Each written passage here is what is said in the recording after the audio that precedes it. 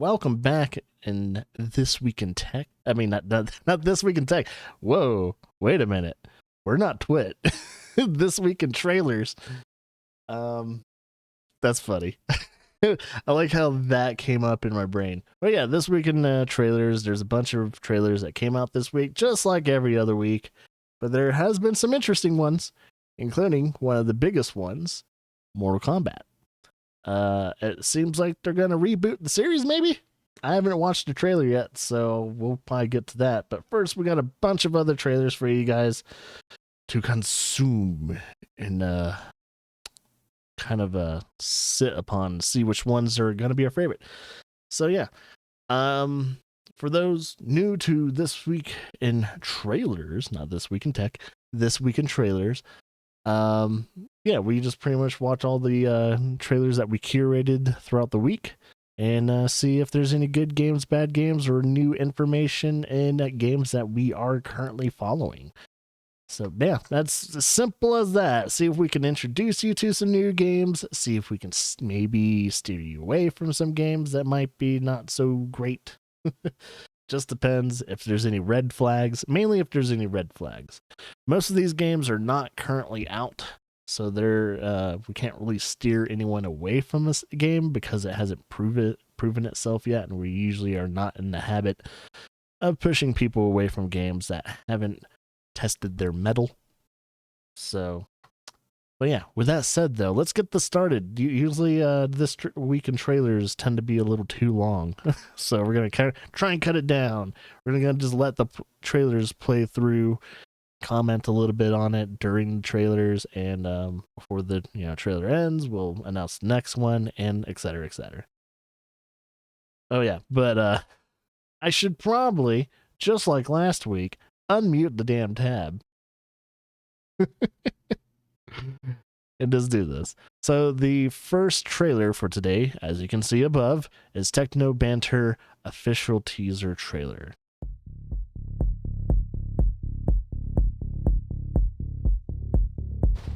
Music.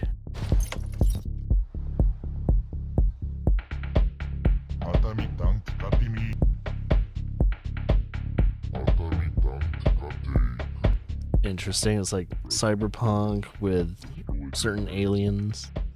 Has the 2D pixel characters with a 3D-ish world. Kind of has that weird, it's like a cyberpunk Duke Nukem feel.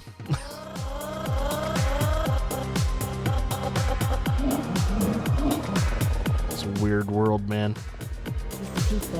Kind of digging it. Oh, well, except for that. It's not just aliens. It seems like anthropomorphic animals. Yeah, it seems like animals that are...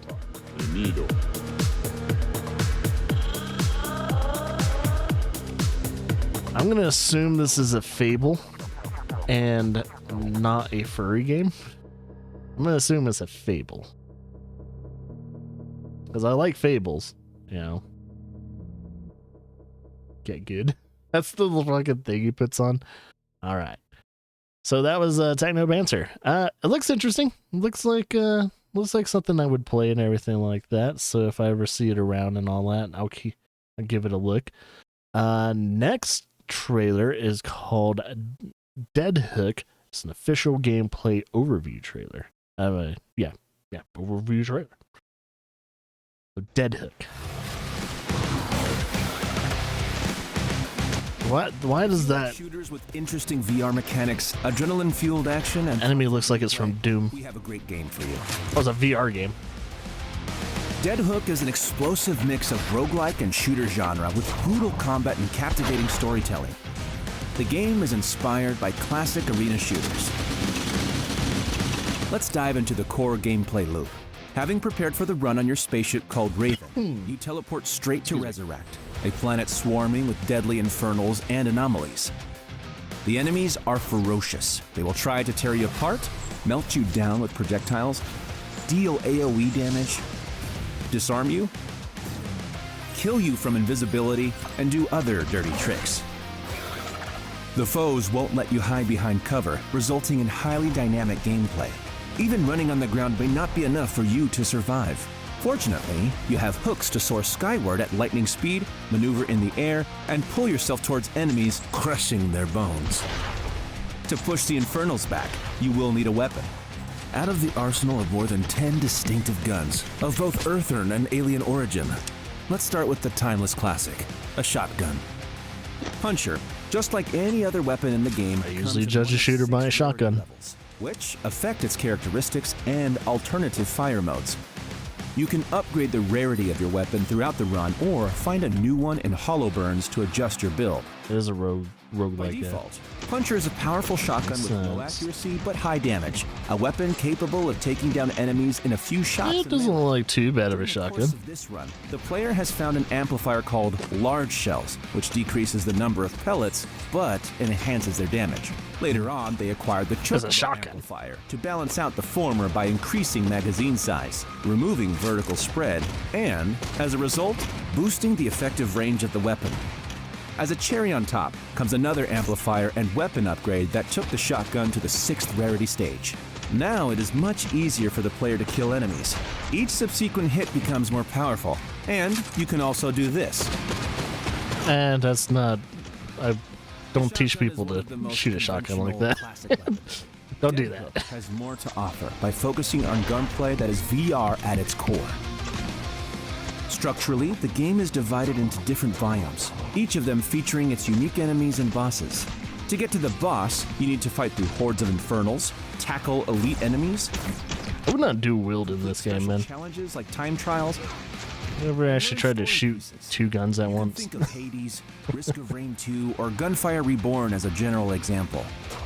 Each run is unique, as rooms and arenas are procedurally generated from a pool of handcrafted levels, and your build can be adjusted on the fly, whether you want to bombard the foes with raining missiles, or make combo kills with a single well-aimed shot to the head. Dead Hook features a complete storyline. You will embark on a journey to uncover the secrets of Resurrect and AI duality as Adam Stone, a mercenary, Adam smuggler, Stone. thief, and devoted husband. We will tell you more about the story in a separate trailer, which is coming soon. There is also an extra immersion toggle in the settings that allows you to minimize game interfaces. Dead Hook is a complex game with high replayability. In this video, we haven't touched on most of its content yet, from other guns and special abilities to constant upgrades and bosses. Dead Hook is coming to MetaQuest headsets on June 29th. Wishlist it now to get notified when the game is out. And join our Discord server to learn more about the story and other cool things we have up our sleeve. Doesn't look bad, but I still. It's so weird. After so many years, the VR, the VR headsets and everything, officially out and everything like that, I have still yet to find a VR game that sells me on the actual hardware. Like, we did get a very, the very early licks for like Oculus Rift and everything, but the Oculus Rift that had the wires and everything like that. And yeah, I don't say like, can't say like, yeah, VR is fun and everything like that, but I haven't. I cannot justify the price for a VR headset because just like, at least for me, there hasn't been enough games for it that just has wowed me. So sadly, like the only things that kind of catch my attention, the games that are currently out and all that's been out for quite some time, is like Blade and Sorcery and like Beat Saber. It's like those are the only two games that really have like caught my attention because of all the crazy shit you can do in those games. But yeah, moving on though. The next trailer we have is The Blind Prophet, official Nintendo trailer. Announcement trailer. For your salvation.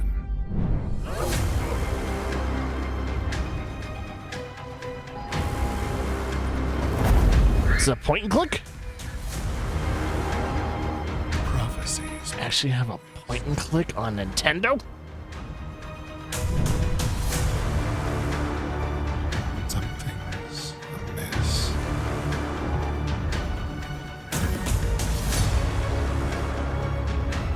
No, that was short.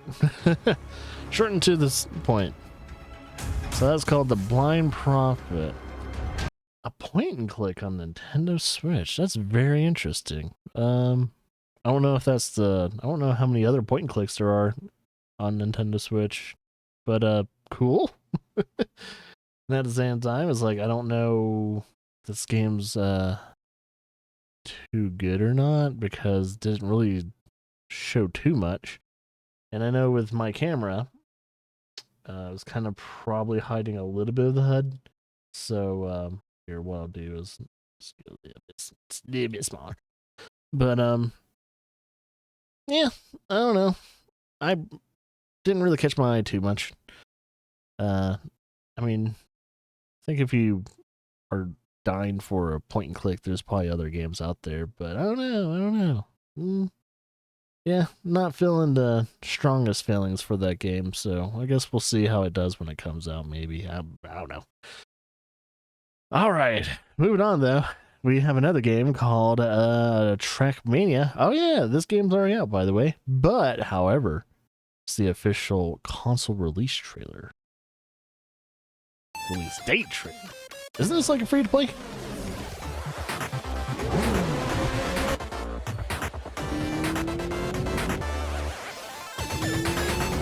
PlayStation and the Xboxes. Oh, May 15th? Oh, it's already out. So it's the 19th as of now. Cool. So it's already out.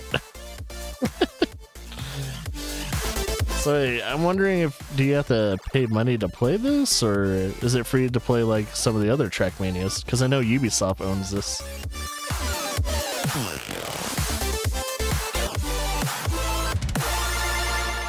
Doesn't say anything about buying it, but look how Luna is still a thing.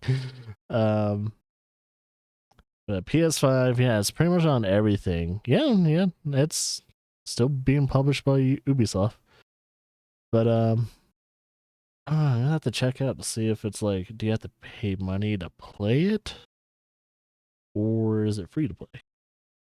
Because I remember some of the other Trackmanias being free to play, and I just never got the chance to play them. But they always look so fun. So yeah, that's one of those games I always kind of wanted to play. So maybe if I get my hands on it, I'll probably play it. So we will see. Next on the list, though, is Tekken 8. This is another character trailer. Not an overview trailer. This is a straight up character trailer.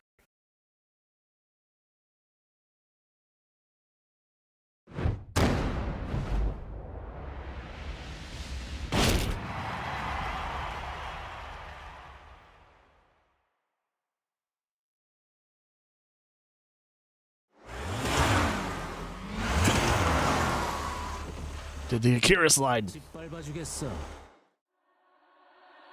Get ready for the next battle. Tekken 8. New challenger. Woran.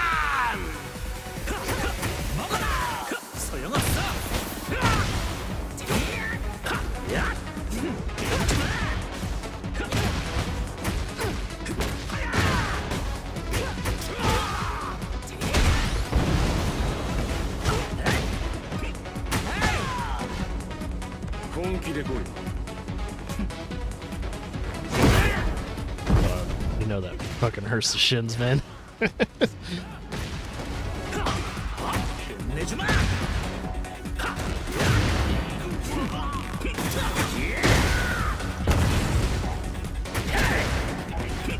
I do have to say, man, Tekken, man, looks so fun. Tekken 8. I just don't know if I'm getting it, though. I have a hard time figuring out if I'm actually gonna invest my time in it. So you guys know me. I'm a man with very little time.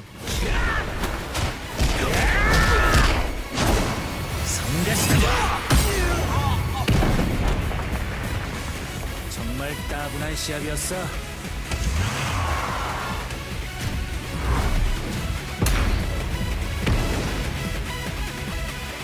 Doesn't look bad though.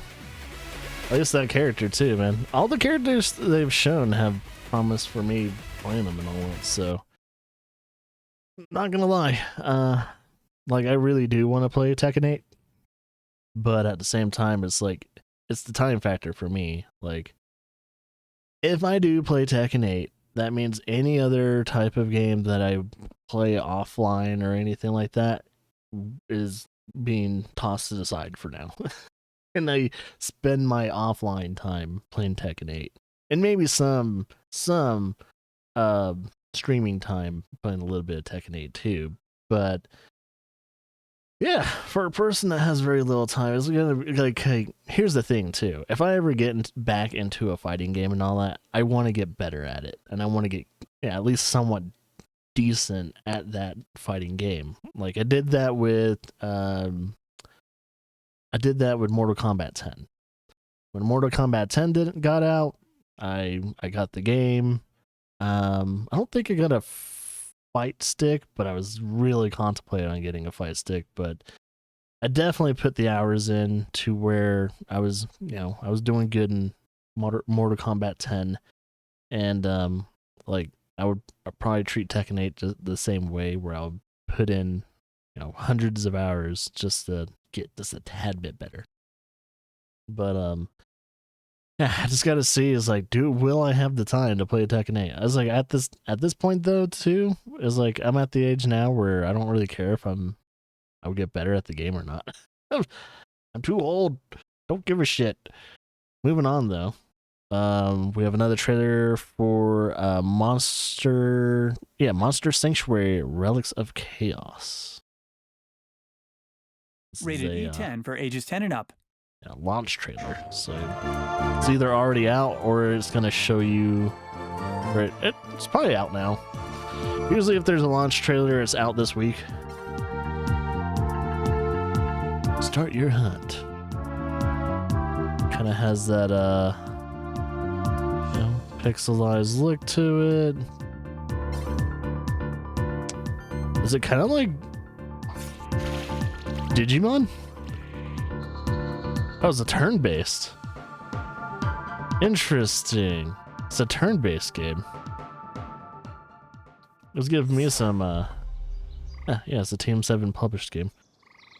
That's not, doesn't look too bad. It looks, yeah, it was giving me some freaking Digimon vibes. Yeah, see if I'm down for that or not. But yeah, moving on. Not Untitled. Untitled Goose Game 2. No. The next game that we have for a trailer wise is United 1944. It's the official closed beta trailer. Yeah, you got your multiplayer. Another World War II based game. Is it good? Who knows? 16v16.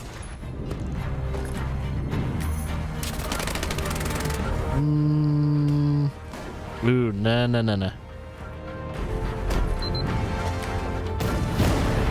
Not sure about that in my World War II games. Yeah, I don't know. No, that already turned me off. There's like some type of building mechanic in it. It's like, nah. Kind of sorry about that, but yeah, that's a big turn off. Like, yeah, people in World War II and all that weren't hammering on fucking anything to build up fortresses or little outposts. It's like, no, they had the materials for that shit. They had sandbags and all that stuff they could make. That's stupid. That's like stupid. Why you have building mechanics in a fucking World War II multiplayer game of all things too? I don't know. It's probably it's up someone's alley, but yeah, I'm moving on. I don't care for it. Don't care for it. Next game though, next trailer is trailer for Station to Station. It's an official trailer for the game.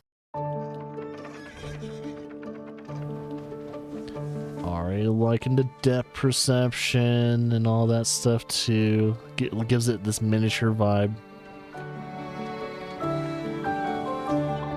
I always like little worlds and stuff like that that look like this. Just reminds me of a diorama.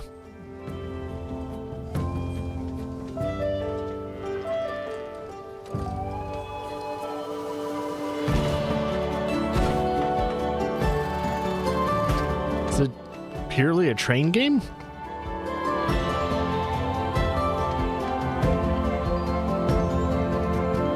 Yeah, it said, what is it, station to station, right? Yeah, I'm guessing it's purely a train game.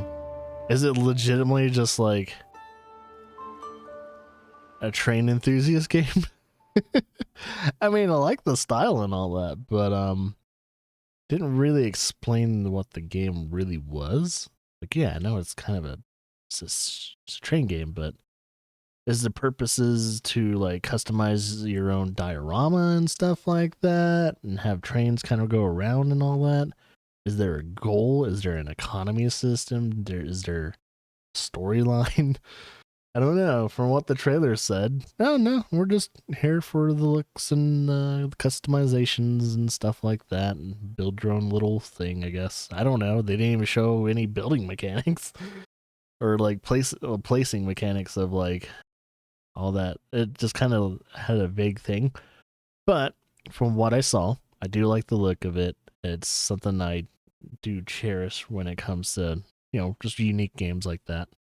And yeah, I guess this game needs to get another trailer, or when it comes out, we'll see reviews for it. But I don't know. I'm not a train enthusiast, so it's probably not gonna be one of those games where I'll probably play on stream or anything like that. But yeah, speaking of a game that's currently out right now, we have one more trailer that we're gonna watch for Humanity. This game is also on PlayStation Plus, I think either extras or the essentials or premium. But yeah, you can play this for free if you have one of the either or. Humanity! Jesus.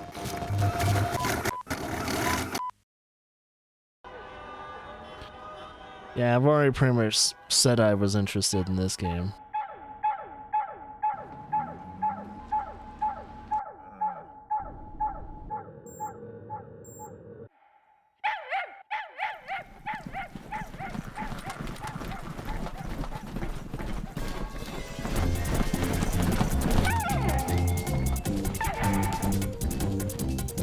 So the dog is controlling humanity.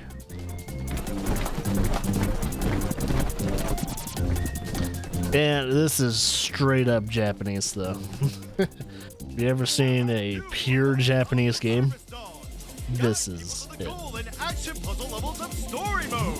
Then make your own levels or browse and play levels created by other users. Plus optional VR mode. The ultimate TV game, Humanity! モノちゃん人類を持って遊んじゃダメって言ってるでしょ Shin Hatsubai! Available now! Well, that's Humanity. I want to play it just because of the absolute fucking weirdness of that game. That's very interesting. Next trailer. This is legitimately going to be the last thing too I'm going to watch for another game, and that is for Diablo 4. It's a new saga. Yeah, it's pretty much a new saga game overview trailer for the game. This is legitimately the last trailer I'll watch for the game. Because I'm already sold on it. I gotta wait for it to release and get its reviews and all that.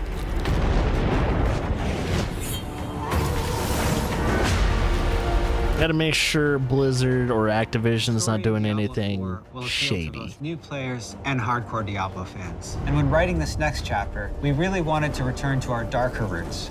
Sanctuary is in a very interesting state right now. It's 50 years after Reaper of Souls from Diablo 3, where I was wondering the timeline. Was exterminated by an archangel. The world has seen quite a bit of changes, quite a bit of scarring from its wounds that have not totally healed. In these years of death and decimation, power vacuums have opened up and been filled by various factions you'll actually get to interact with in Diablo 4. Heroes of the past that we've known and loved have long since faded into memory, as well as an iconic order known as the Haradrim. The world is a bit broken and wounded, and it's in this fragile state that Inarius and Lilith return, and they are the makers of Sanctuary, and their return may not mean the best for humanity.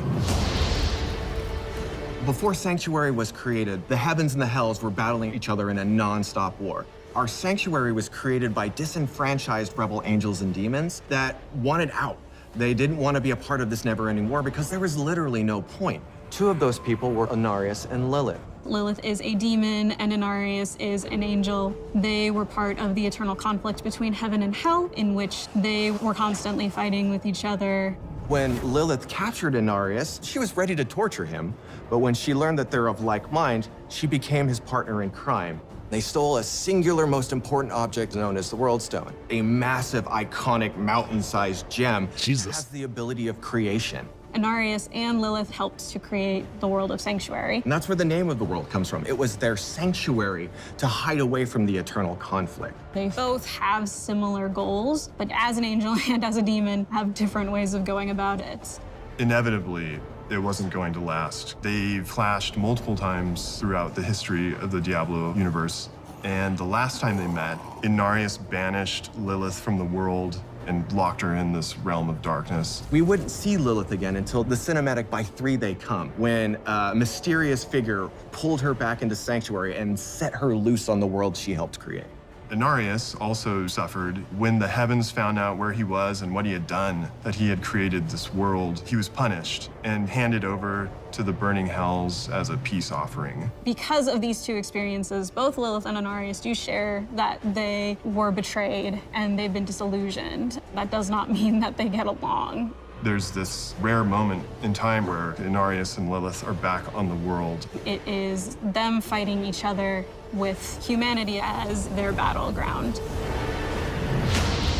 That's fucking fun. The story of Diablo 4 begins. This wanderer is trudging through the snowstorm in a place called the Fractured Peaks. Really, they're just looking for some shelter. The player character in Diablo 4 is whoever the player wants to be. Are they running from something? Are they running to something? What kind of a person are they? We leave that up to them to decide. They are seeking refuge from this blistering cold that saturates everything within the Fractured Peaks. They find a cave, and it is that moment where they're pulled into the bigger events of Sanctuary, these monumental moments that will be taking place that will shape and shake the world. It has been 50 years since Malthael, the aspect of death, culled about 50% of humanity. Humans struggle to survive in that 50-year gap after that massive culling. The humanity itself is trapped between the high heavens and the burning hells, and each are trying to influence humanity in their own way. The player's asked to save Sanctuary by a specific character that we actually remember from Reaper of Souls. His name is Lorath Nar. Lorath in Diablo 4 is not the same Lorath from Diablo 3 Reaper of Souls. He's a changed man. He was a member of the Haradrim. And the Haradrim is this secretive order of scholars and mages who protect the world from demons and other supernatural threats. Lorath is much older and weathered from the things that he's seen. He is struggling with who he is with the Haradrim and even without the Haradrim. When Lorath learns of the player's interactions with a being that he remembers very well, he pulls him into this mission to stop Lilith. They will need to try to figure out a way to survive in the world of Sanctuary in all of its turmoil since Lilith has come back. We have a lot of new characters that you'll be experiencing in the world of Sanctuary. One of them is Prava. She leads the Cathedral of Light. The Cathedral of Light is a militaristic faction led by Inarius. Inarius is the ultimate supreme leader, but she handles the day-to-day. She acts as a bridge between Inarius and the other followers of the Cathedral of Light. She was at rock bottom when Inarius met her. As you can imagine, on Sanctuary, life is brutal. Inarius uplifted her and taught her the tenets of the Cathedral of Light. Ever since then, she's become his most loyal, fervent follower. She would do anything for him, and she just really believes in what he stands for. Inarius is in various states of bitterness. You're seeing a faction that has done as much good as necessarily bad. You as a player get to decide how you feel about those actions, and Prava will be at the forefront of all of it.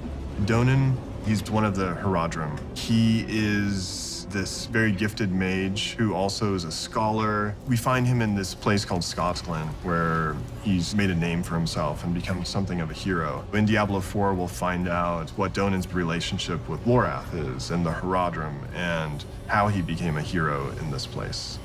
Neyrelle is this young adventurer. She has traveled the world with her mother looking for lost artifacts. She's spent her life going through old ruins and reading old texts and learning these arcane things. Together, they're searching for the remnants of the Haradrim. They believe in finding that they'll find some purpose. She is someone who is very intent on stopping Lilith, so she becomes a very strong ally for you and for Lorath throughout the game. It's through her actions that Lorath and the group that you will follow will come to contend against Lilith. Something that we tried to do from a narrative perspective is create people that are living in a very dark place, but still trying their best to live.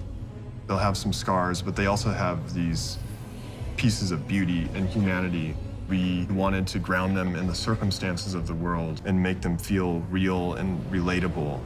With Diablo 4, you're very much watching a tragedy unfold. It's definitely a story that we wanted to create around people, not just the apocalyptic elements that surround the story. And that's something that we really sought to bring to you as a part of the Diablo narrative. Lilith is free, she has some followers, and she's back on her old business. She's gonna corrupt us or try to turn us to her side for her own ends. The story of Lilith and Inarius is the darkest story we've ever told, and it expands the mythos of Sanctuary and the lore of the series like never before.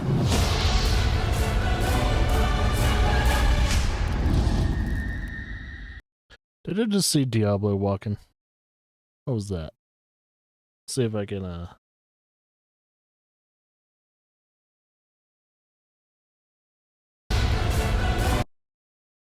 That looks like Diablo.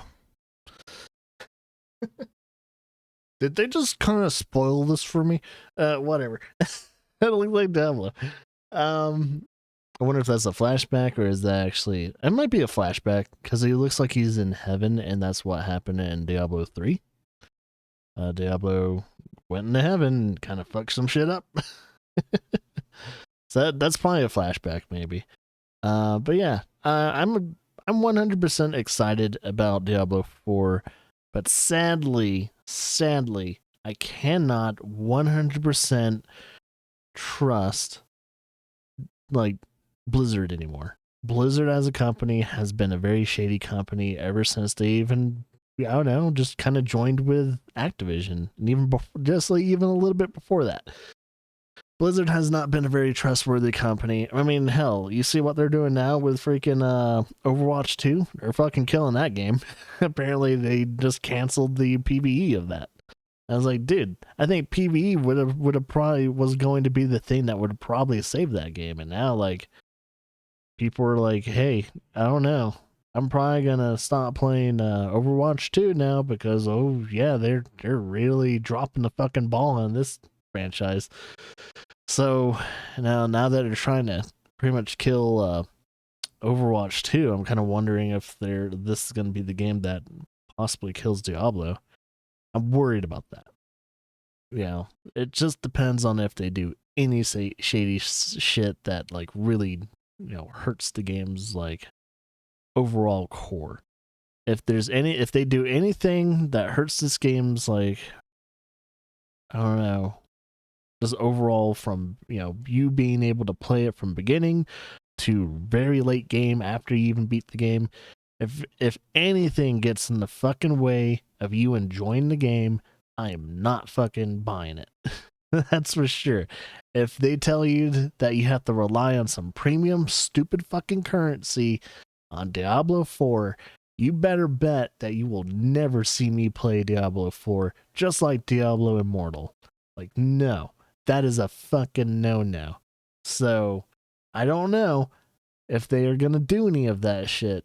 I know they're gonna have some type of like, customize, like buying of like premium customization stuff and everything like that. But they better not hamstring us when it comes to leveling up our characters and enjoying the game from beginning to all the way to the fucking end of the earth. Because, yeah, I'm gonna be very, very rough on Diablo 4 when it comes out. And I'm gonna be like, okay, if I smell any bullshit in any of the reviews, and I hear people are saying, oh, yeah, they're gonna hamstring you because they're doing the same thing like Diablo Immortal, that's when I'm like, nope, fucking avoid Diablo 4 like the goddamn plague, people. So hopefully people that are actually going to be reviewing this game will tell us that. Like, that would be the first thing they tell us. Like, this game has some type of premium currency where if you want to progress the game normally, you have to pay for it. So, I don't know. That's it for my rant. I'm really hoping. That's the only reason why I'm not going to try and buy Diablo 4 right away. Like, if it wasn't for Blizzard and them breaking our trust so many times, there would probably be it would probably be an instant buy like day one. But sadly, Blizzard be Blizzard, Activision be Activision. Who knows? I know they have Rob Ferguson working on the project and all that, but Rob Ferguson can't be the only person that can save that game. I don't know. Oh, apparently I put on Trackmania twice, so let's skip that. Yeah, I didn't mean to put that on twice. The next game we're playing, not playing, the next trailer we're playing for a game is called Silica, official announcement trailer. This is game. In the year 2351, we discover Balturus, an exoplanet located thousands of light years from Earth. Buried beneath the silica crystals, we found Alterium, an element so unique it has the potential to power our society for generations to come. When we first landed there, we thought we were alone. We could not be more wrong. Yeah, your typical, it's the bug people. Yeah, it's pretty much, what's the word? Not EDF. There's another game. Oh, no, another game. There's a series where you fight, bugs in space. So it looks like, is that RTS? Hey, you know what? Humans against bugs. That's your traditional. Oh, it's first person though, so you can go from first person to RTS. That's an interesting concept. It's not the first game that's done it though. You have a day-night cycle. Oh, you get to play as the alien. Or is that? I don't know if the trailer's kind of fucking with you. It looks like it has some PvP stuff, and one plays as the alien, the other one plays as the humans, and all that stuff. But it looks like an interesting take on an RTS, and I would like to see it in action. So, yeah, looks like a straight up PC. It's probably not gonna be a very good game to play on consoles. You probably want a mouse and keyboard for that type of game. But yeah, interesting concepts. It reminds me of God, what is that fucking movie franchise that it's like Space Troopers something. Oh my god, I don't remember the name. But yeah, something Troopers. And yeah, it kind of reminds me of that, but it's an RTS / first person shooter, and it's, different universe, but it has almost that weird same concept.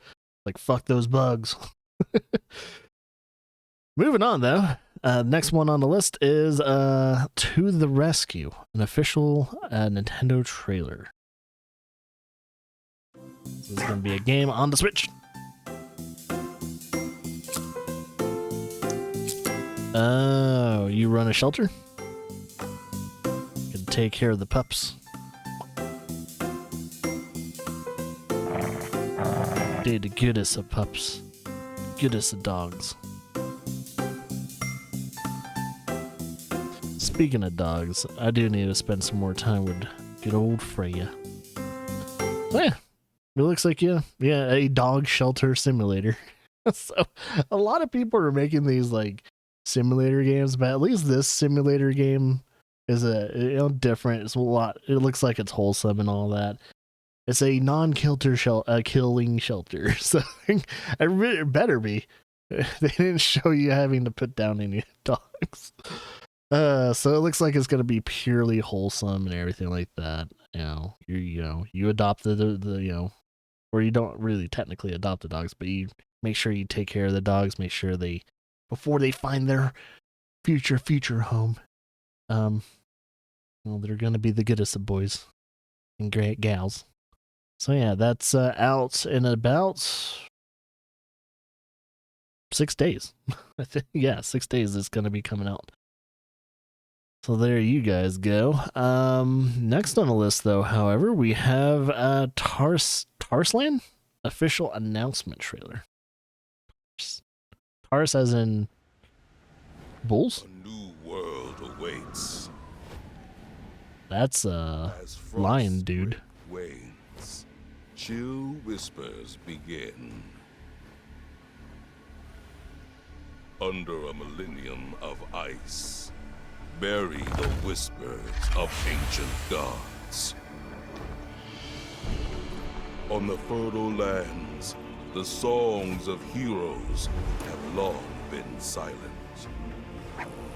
Is that art style like Dauntless? And wine soothe your soul through your life of sorrow.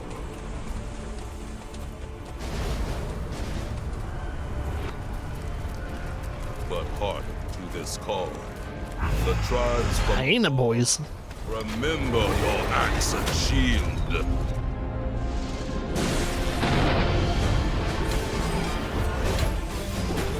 I forgot what type of game it is. Songs will resound once more.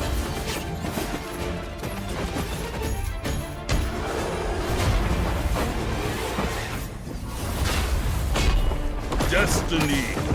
Let's rally forces again.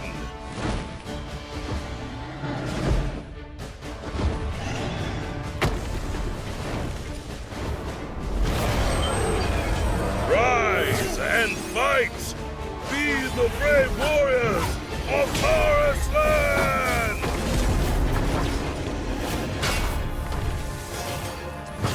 Is it an MMO? Is it a cooperative game? Not quite an MMO. Can't tell what it is. It looks like it's action based though. Action based or cooldown based?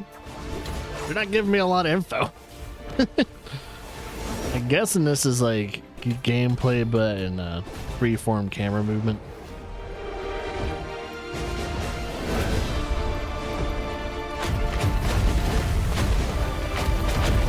Oh, yep, don't step in the fire. Oh, and he spawns. It's an MMO. Cody knows what's up. I'm just trying to figure out if it's action-based or is it cooldown.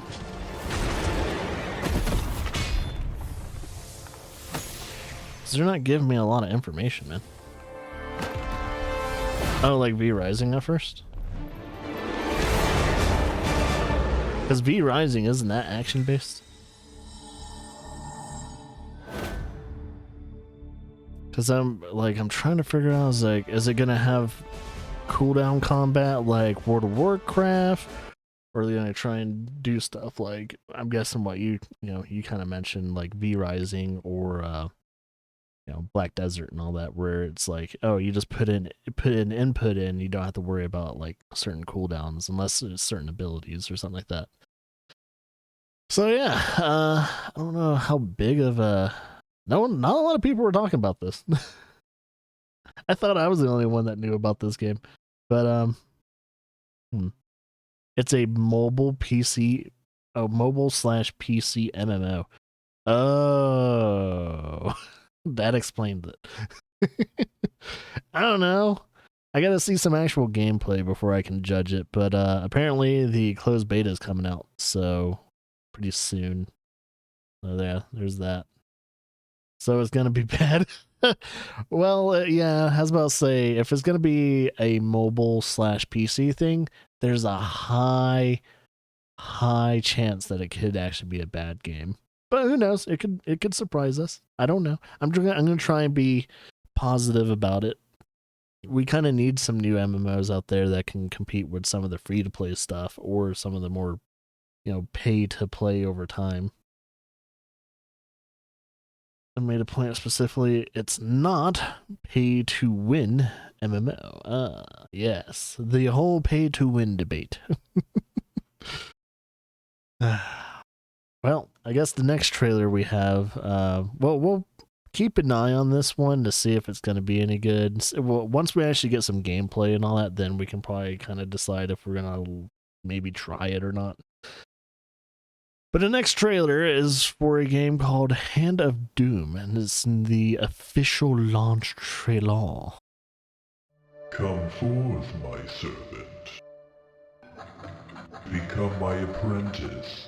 So you can't buy any of that. No buying on that. Black Order. Wait, is that VM? That full motion video? Just pixelized? Are they doing like old school, like 90s games?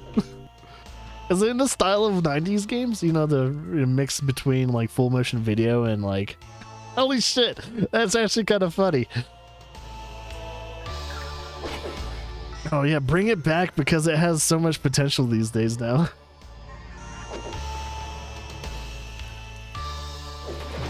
The fuck? I kind of like it.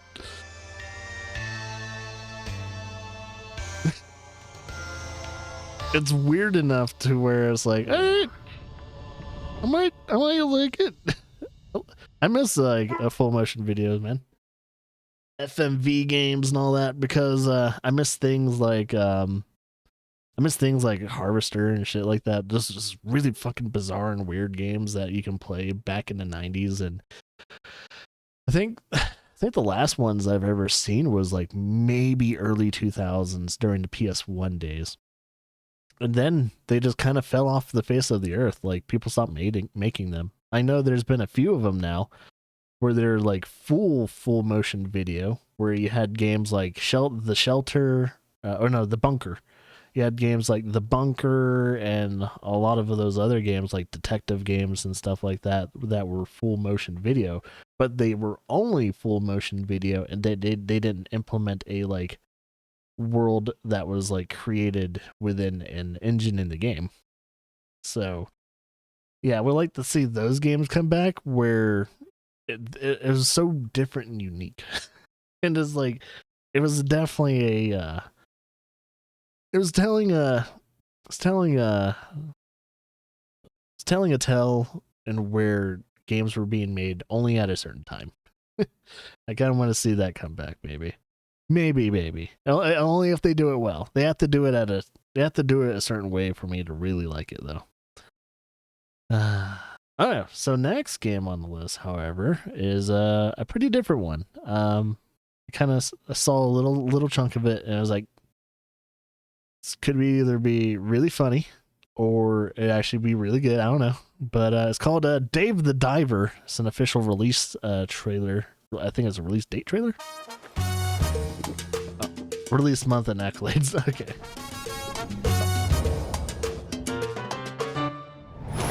Yeah, but you play as a diver that's overweight. You look overweight as fuck. Oh no. Yeah, you're pretty chunky.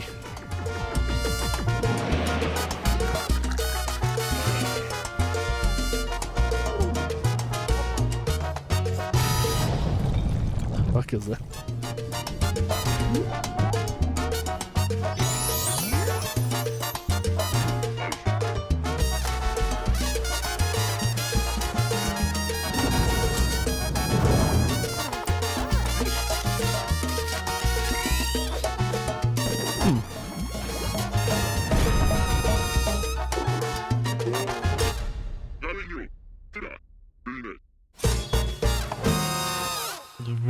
interesting game.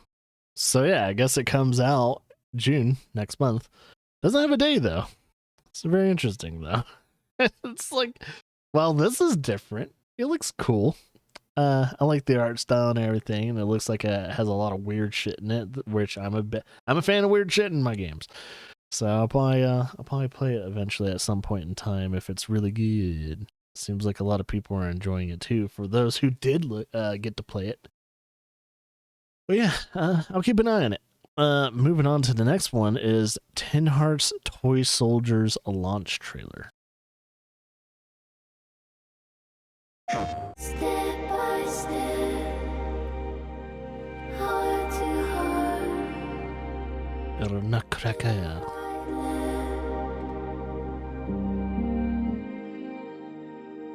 She's a musician, or she dabbles in it. Dad's into the minifigures, daughter's into the dollhouse, mom's just obsessed with music. Oh, she's playing a song about fairy tales. My intention to mislead you. It never should have been this way. Here's a nutcracker. What can I say? It's true, I did extend the invitation. I never knew how long you'd stay. Is it telling a story through the eyes of this? When you hear temptation come, it's your heart that takes. Oh, did the kid die? No, I don't know. Won't you come out and play with me? Step by step, heart to heart. I'm trying to figure out what type of game it is, though. I know it's gonna be story based. Oh, is it? Oh, it's like Lemmings, I think. Kind of set a path for the toy soldiers. Yep. Okay. Oh God.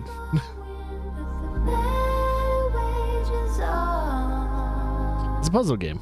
Okay.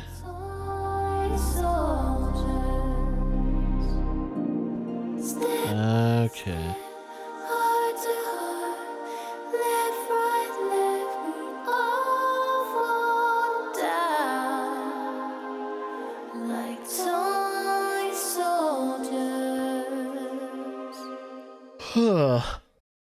That doesn't look bad. I mean, if it's one of those puzzle games that's kind of like Lemmings and all that, and it's telling a story, I guess the story progresses as you kind of finish each level and all that. Tells you the story of, I guess, mainly this family. I have a feeling the story is gonna be sad. Prepare to shed a tear or have a little knot in your throat. That's about it. But hopefully the actual puzzle stuff is fun and entertaining too while you're trying to do all that stuff. Not for you, but I can see some people liking it. Yeah, I'm not 100% sold on it. I don't know if I would I mean, I don't know if it comes onto one of the services or if it actually does really well or anything like that. Maybe I'll check it out, but I haven't played a game like Lemmings and all that forever, so it could scratch an itch that I didn't know I had. I'm a fan of puzzle games like that anyway. I'm trying to remember what other games are kind of like that type of puzzle where you kind of set a path and then you have to kind of figure out certain things. I have a feeling though it could get really frustrating. So there's that. There's the potential of it getting frustrating. But yeah, moving on though. Tiny Thor official release date trailer. So we're getting to see what this game's all about. I don't know, but why it reminds me of Little Big Planet. Probably because of the toy theme. Could be that. So this is Tiny Thor. I got that. What was that? 32-bit game.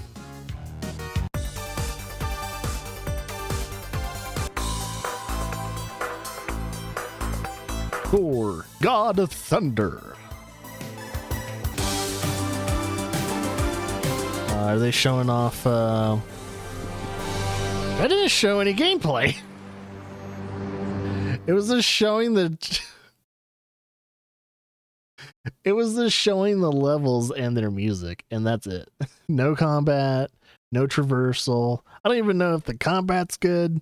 Yeah, way to sell your game. I'm glad people are making more pixel games, but come on, show a little bit of something.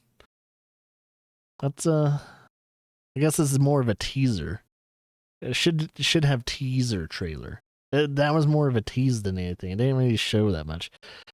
I guess if I see another trailer for Tiny Thor, I'll try and look at it again. See, hopefully they'll actually show some gameplay, like actual like either combat or traversal, because it looks like one of those left or right kind of games where you just like almost in the theme of like not quite Sonic, but not quite like I don't know if it's a Metroidvania. It probably isn't a Metroidvania. It looks like it's going from left to right. The end of the level is going to always be at the right type of games. So it could probably be one of those. It seems like it's one of those. So, yeah. Ooh, by the way, the trailer I've been wanting to watch ever since they released it yesterday, Mortal Kombat 1 official trailer. Yeah, they did a like teaser for the announcement for this game where the clock was like at what, I think 11 or something like that, skipped 12 and went back to 1. And a lot of people were saying they're rebooting the franchise, but I haven't seen the trailer yet, so here's my first time watching the trailer. I hope it's good, maybe.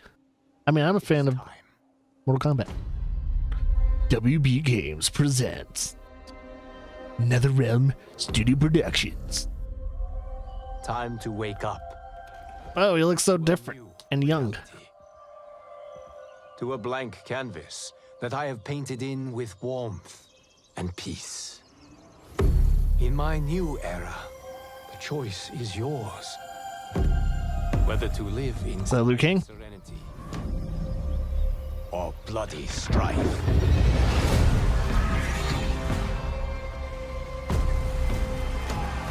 They're gonna have all the prosperity original characters. or bitter rivalry. Oh, shit. Turn. Yeah. You can face each other Scorpion. Yep. as sworn enemies or united as brothers. The Eclipse. But a storm is brewing. And soon you will discover that even in this new era, one constant remains. It's a reboot, but it's also a sequel. There is always something worth fighting for.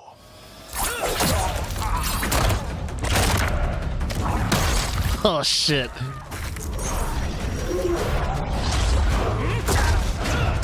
Yeah, it's gonna be fucking brutal. You have chosen to defy peace. Then you have chosen war with a god.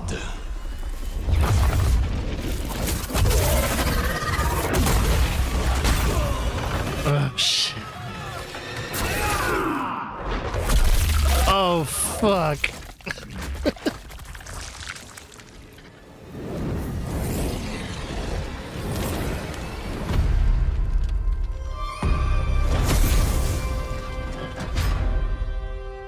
All right.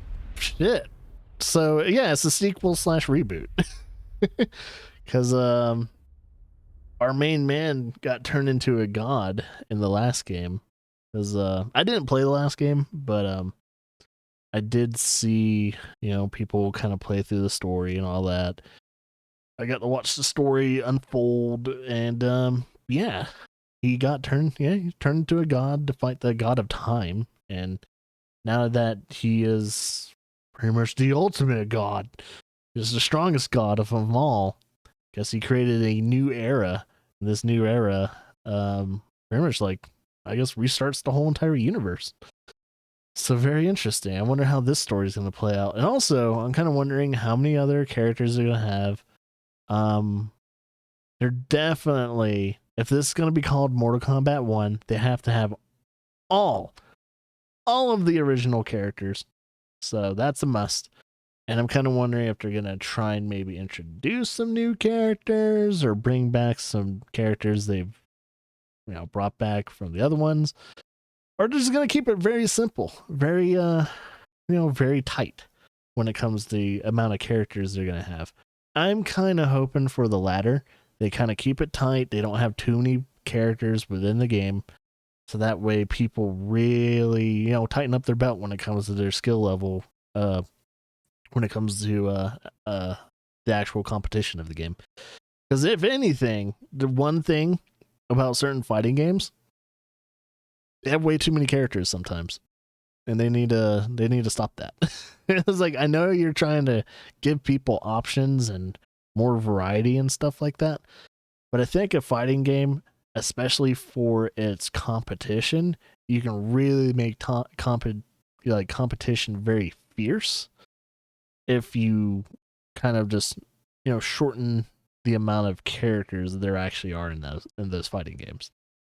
Like make every single character memorable due to the fact that there's not there's a tier list. No, all of them should be pretty high fucking tier. So if there's if people are starting to make tier list of your characters or something like that, you have too many characters. So you have too many fucking characters, and you drop the ball with some of those other characters, and you need to tighten them up too. And then you're gonna nerf people and all that stuff too. So it's like, keep the player like actual like fighter lists small and tight. So that's my only thing. But who knows? I don't know. We'll see. We'll see once they start releasing what characters are actually going to be in the game or not. But yeah. Moving on. I'm excited though. Let's move on to a game called Gibbon. Beyond the Trees launch trailer. Seems like it's going to be one of those story games. Looks like you play as a howler monkey.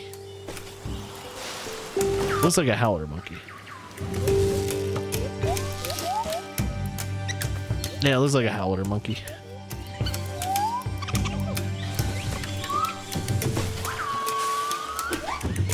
Lots of platforming.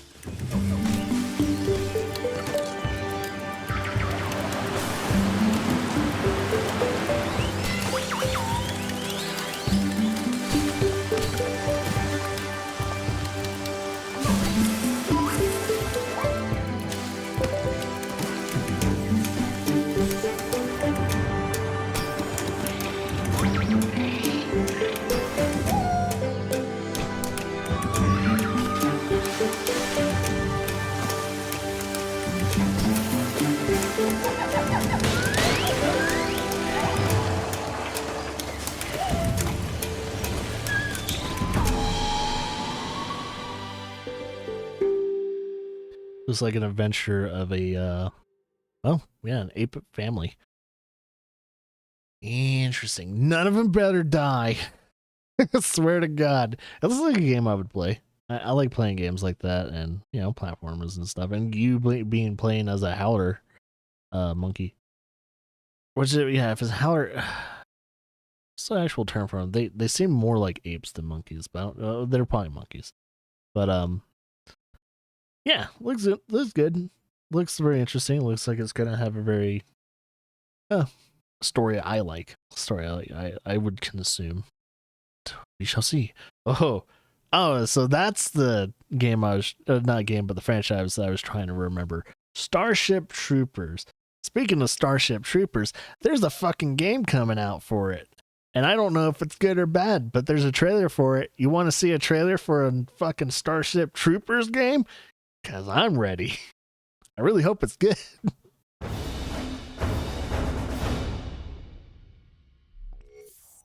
because I'm dying for a really good Starship Troopers.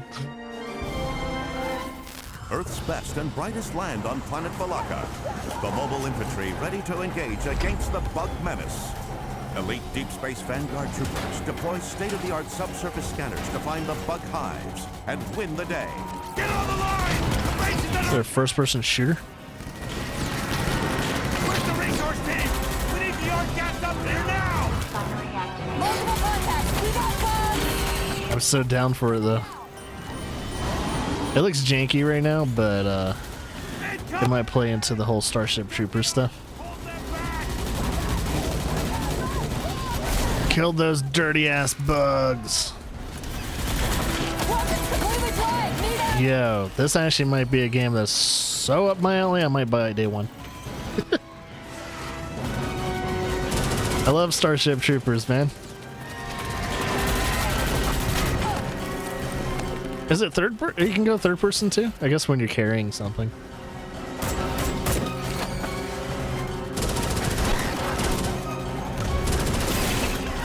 Ooh, frame rate though needs some work.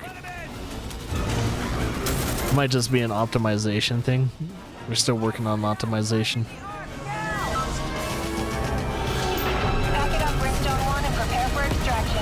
I hope it's like EDF.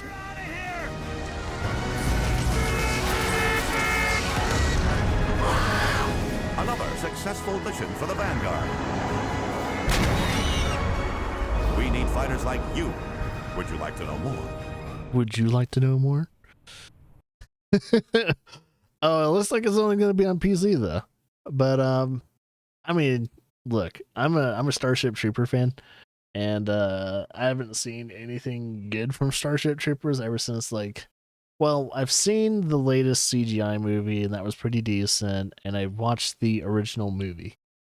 Ever since the original movie, a lot of people thought it was like, oh, that's such a shitty movie, but it was campy on purpose because that's just kind of how the universe is. Like, it's a campy but at the same time very gruesome universe, and there's something very charming and very entertaining about Starship Troopers that I always enjoyed. And I'm kind of hoping we get that campiness and stuff like that as well when it comes to Starship Troopers, at least this game. Because, trust me, if we get like one super successful Starship Troopers game, we're going to find a lot more coming up along down the pipeline. That's just usually how it is. If something's successful, there's bound to be more things coming from that. If anything, make a freaking RTS with Starship Troopers. I think they tried to do that in the past before, but I don't think it ever really truly landed. So I will keep an eye out on that. Hey, guys, do you want to see an update for Star Citizen? Guess what? It's still in fucking alpha. Alpha 3.19 update trailer.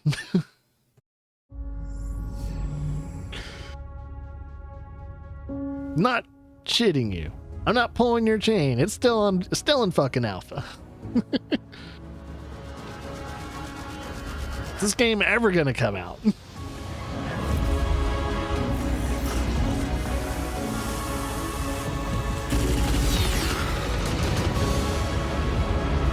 It has so much promise though. I want it to come out so I can play it.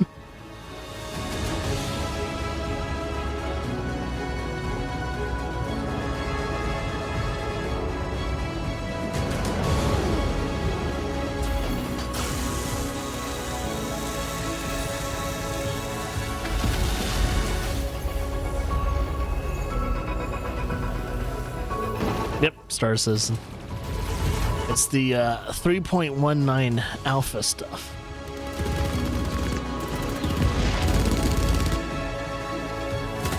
I mean, it's looking good. They keep improving the game and all that, but it's still an alpha. This game's never going to come out. It's always going to be an alpha. It's just going to be an alpha game. I mean, to be honest, alphas are better than betas, logistically. Fuck me. I mean, yeah, it's playable. You can play it whenever you want, but I don't want to play an unfinished game. And it's been unfinished for like, what, 10 years or something like that? When did we When was the first time someone was able to actually play Star Citizen? Has it been like 10 years? I don't know. It just feels like it's been over a decade. They had Mark Hamill did like voice acting for the game. And I thought, oh, they have people like Mark Hamill do voice acting for Star Citizen. It must be getting at least somewhat closer to being released, right?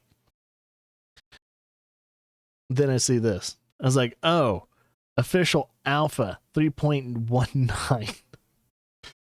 So, yeah, if it's not even in beta yet, oh God, how many more years?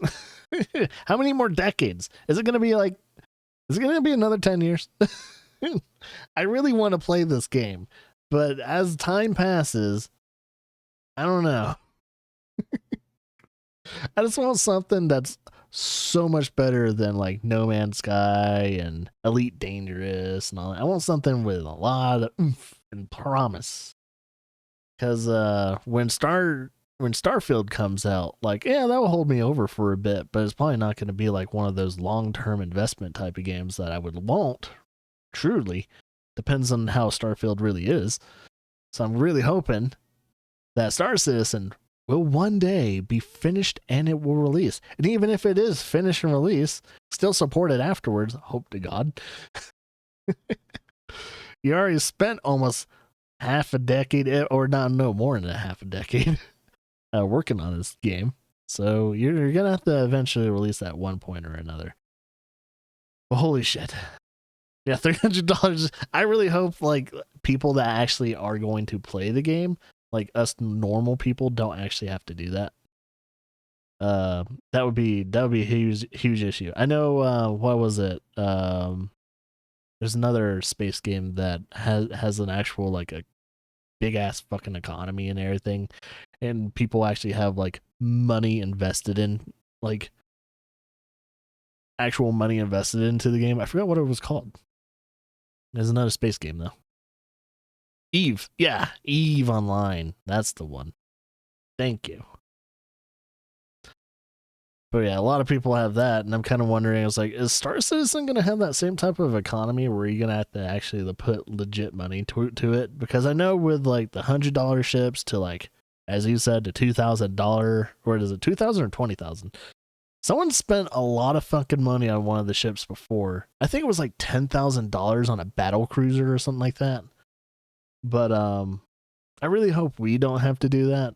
I know it's supposed to fund the game's development and everything, but I really hope that's not the case. I hope they don't keep charging people hundreds, if not thousands of dollars for these ships by the time this game's playable, like actual playable. Like, I'm not playing some early bullshit. No more of that shit. Sounds like it's pay to win. Yeah, I mean, if you're paying for a fucking battle cruiser, fuck you. I'm not doing PvP if that's going to be the case. But you might be forced to do PvP because it's like a PvP, PvE kind of universe. Like, you probably can't turn off like war mode, for instance. Yeah, Star Citizen. It's still an alpha. That's all I got from the trailer. Moving on, though, we got a game called Project Me. Official announcement trailer. Will this game be good? You decide. I'm tired of deciding.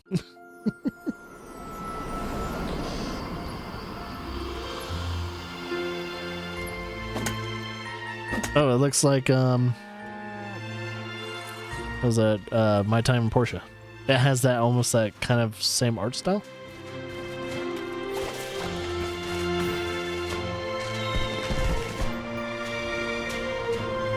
It's 50 years past Star Citizen, still an alpha. I can see it. They're just always gonna be an alpha.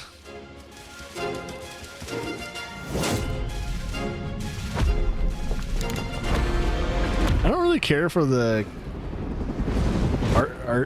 art style of the characters. It has that My Time in Portia look, and I hate that art style. The gameplay and all that's probably just fine and everything, but just like My Time in Portia. It's a stupid name too, by the way. Hey, whoever named that game Project Me, oof, that's a bad title for a game. Hopefully it's just a project name and not the actual name of the game. On your mind. No. Super indie. That's some bad voice acting. Something on your mind. I can even do that. Whoa. Oh, okay, yeah, we're gonna skip that one because I didn't mean to put the Diablo gameplay or gameplay launch trailer. We already watched our last bit of it. But yeah, that last game that we watched, not my cup of tea. I'll safely say I'm gonna pass that game. Okay, next on the list though, however, is a game called Ascent of Ashes official gameplay trailer. So gameplay, finally. Some sweet gameplay.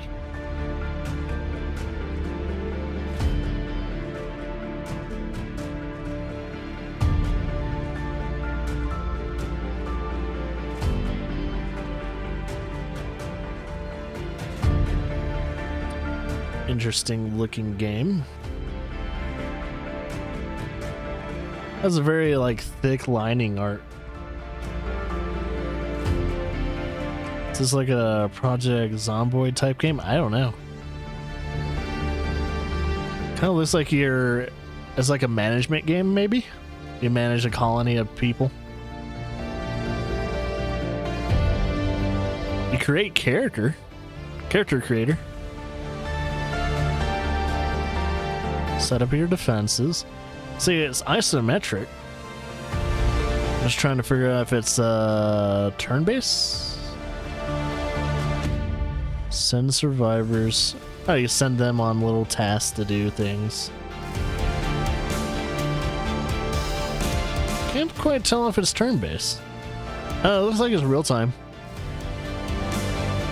Have a line of sight thing going on.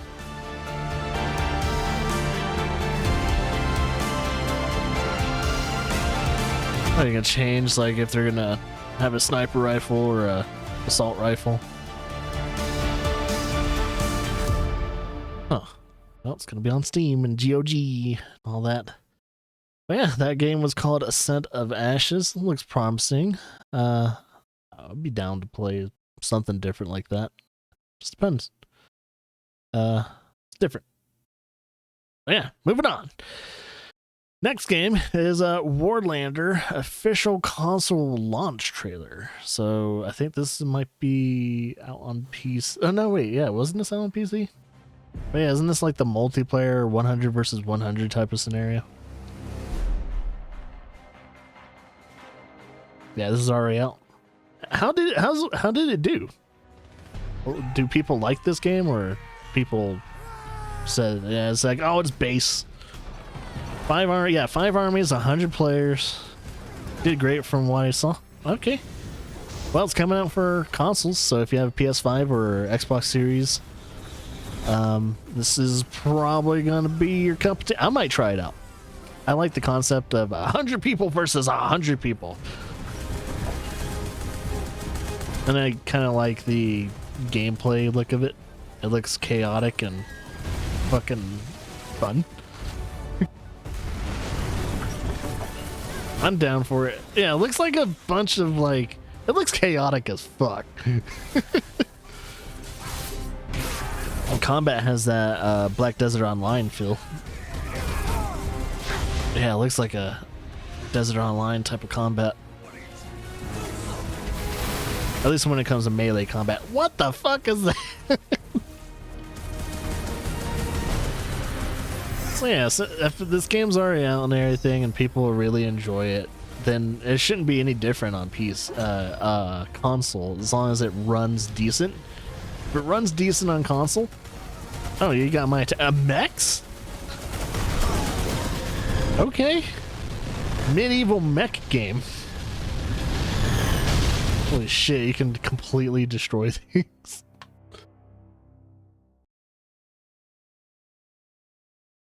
Oh, really? They didn't sell that well? It's play for free now. I guess since, if they didn't sell well, that probably explains why they're gonna probably do a whole play for free thing. Yeah, because I was gonna ask, like, before I paused it, I was gonna ask if you would have to pay to play the game, or is it gonna be like a free to play game? So it looks like they went free to play route. I don't know.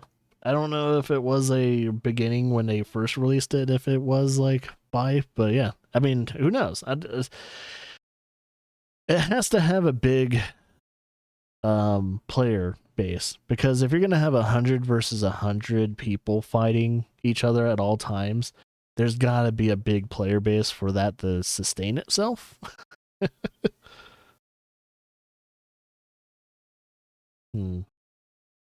That's how Destiny works. Yeah. I don't know. Yeah, I'll when it comes out, which I don't know. It was a launch trailer, so I have a feeling it might be out already. I don't see a date. Wait, no! Stop it! Stop it! Let's see.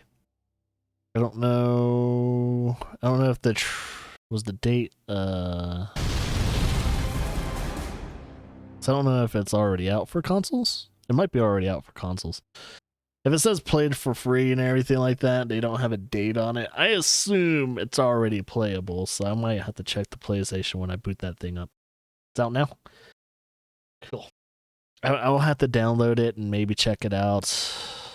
Either Tuesday, maybe? I don't know. I might check it out during the weekend if I ever have the time. If I ever have the time, I gotta like squeeze it into like a fucking tight schedule, man. Weird. But yeah, I look forward to the game. I look forward to playing it, see if I like it. I'll try and at least give it 2 hours at the very most. So if anything, I could try and do a peak play of Warlander and see if I even like it.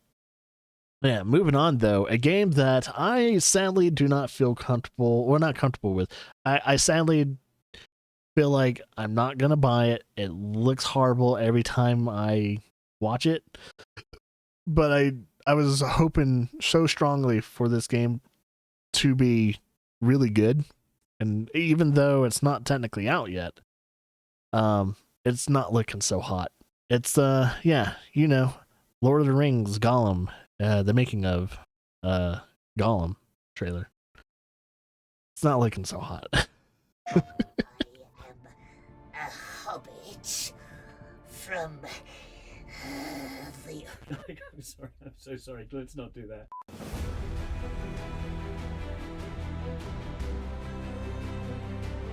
Yeah, no one asked for someone to make a game about Gollum. I mean, a game about Gollum has potential and all that, but so we choose Gollum as it just doesn't look good. One of the most complex characters in the book. One of the things that fascinated us about Gollum was the fact that he has these two personalities that are constantly talking to each other. One half is driven, just focused on the ring, and the other half is just like, I just want to reconnect and try to like find somebody like me. Just like showing this split persona in the environments, in the story. What's up with the facial animations? Split personalities. Will split personalities play a base in gameplay? Movies. We wanted to find a version of Gollum would still match the imaginations of the fans. So we're kind of still in the same line of those concepts that movies also used, but still giving it our own spin. I just don't like the look of their Gollum. I think Gollum has a best potential to give this insight into this world. You have the non-classical ways to discover the world. You're crawling through the shadows, you're climbing a lot, you are traveling through the levels in a different ways than other characters would. His abilities to animations look a little janky too, man. Beyond what we would expect with characters. It's probably gonna bomb. I have a high kind of have to say everything you know about writing when you write for Gollum, because he does everything. I can't think of the word. I just have that feeling. So he constantly talks about his feelings. Not gonna do good. He constantly repeats himself. He uses the same very non-descriptive adjectives. Everything's either nasty or nice. I mean, the most fascinating thing about the main character with Gollum is his personal development and his like split persona. And that was also a great tool for us for the story. Just doesn't know. Their Gollum and everything, it just doesn't look good. Fight with each other. Doesn't mesh well with me. Lead these discussions. Schmeagol or Gollum?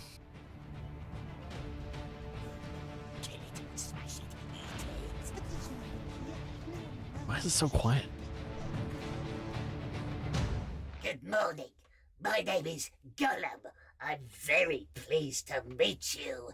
Yes, indeed. Oh, yes, we are. Well, the great thing about Gollum So he's trying to do maelstrom of Andy Serkis's take on Gollum. different character traits, and there are two sides to his personality. Gollum really reveals himself very much when he's talking with Smeagol, you know. So I tried to make the difference in the voices quite clear. It's quite demanding. So they're couldn't afford Andy Serkis, huh? As well, Gollum is a very kind of strained, stressed. That or Andy Serkis didn't approve. He was like, nope, not playing. I'm not doing this one. You have to be, you know, strained and stressed as a performer. Deagle. And it was Deagle who found the ring.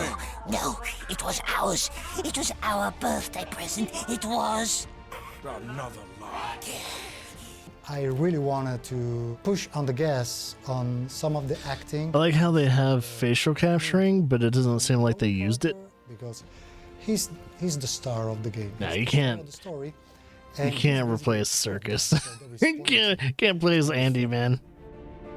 Andy did a perfect representation of Gollum.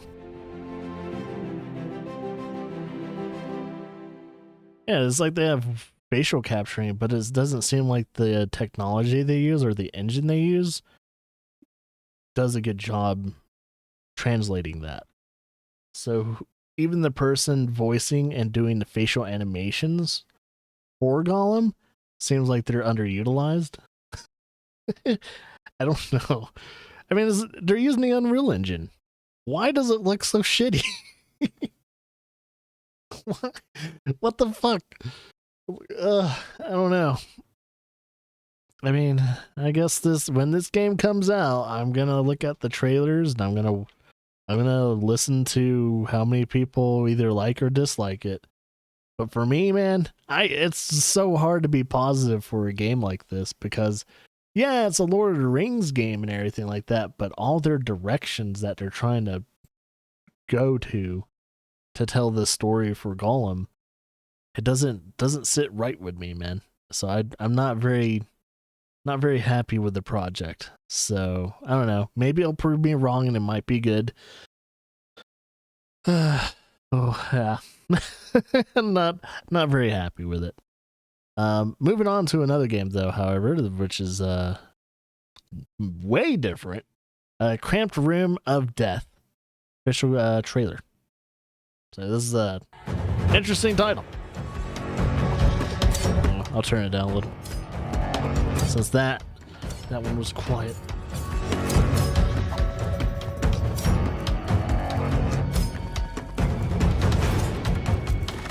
It's like a puzzle. Yeah, it's like a puzzle game.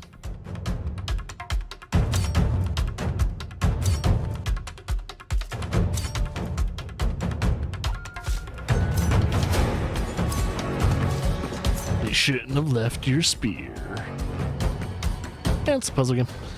July 19th, out next month. There you go. It's going to be out on Switch and the PC. So there you guys go. If you like your puzzle games, taking out all the enemies and all that in one room, there was what was that game? It's like Friday 13th game, like Puzzle Killer, that kind of has that same type of like flow when it comes to, one, combat and puzzle solving. Has that type of thing to it. Yeah, Puzzle Killers, I think, is the actual games, though. That franchise. But it has that type of flair. Looks fun, but I don't know if I'll actually divvy my time playing it. But yeah, it's up for someone. It looks good. Looks good from what I saw. Moving on though, a game called Chasm: The Rift. It's an official trailer for it. It looks like an old school shooter, by the way. Like like Quake style / Duke Nukem era. Looks like a Duke Nukem era. Intelligence has received word of a disaster from one of the power stations. This looks very much like the actions of the Time Strikers. So old school. The monsters use energy fields in order to transport to our dimension. See, it looks clean, but it looks old school, and I kind of dig it. I dig it. It's possible to Yep, use the energy absolutely. of the It's very clean though. It's high res, but not high res. Does that make any sense? This is our only chance. It's not muddy. to send you through time. Because games back then was kind of muddy. This looks very clean. It's a high-low res game. That's what it looks like. It's very clean, but it's, you know, low poly and stuff like that. Dude, I would totally play this game. This game looks so, like, I love games like Proteus and stuff, and like what's those other games that were out and all that too. But yeah, there's so many like boomer shooters that come out that are like using modern day like lighting effects but have that old school look to them. And it's like, dude, this, oh yeah, there's a fantastic game that I recommend people that like boomer shooters, Dusk. Play the game Dusk, and you'll know what I mean. It's a fucking amazing game, so good. It like rekindles that love of like those type of shooters. So yeah, moving on though. Yes, there's so many trailers that come out during the week, and I should try and be a little bit more picky, but I usually don't know. I think before Fridays come, I could probably be a little bit more picky about some of these trailers. But I usually try and give every game their their limelight, at least on this part of the stream. So yeah, next on the list though, however, is called Bleak Sword DX. Not the greatest name. Official release date trailer. It's a very weird game. Name. And it's probably a weird game. Yeah, it looks like a weird game. I like the look of it though. I don't know what I'm looking at. It's like, okay, now I know what I'm looking at.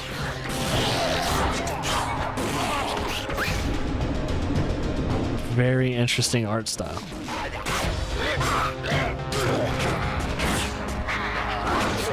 Huh. I like the look of it. Very big potential.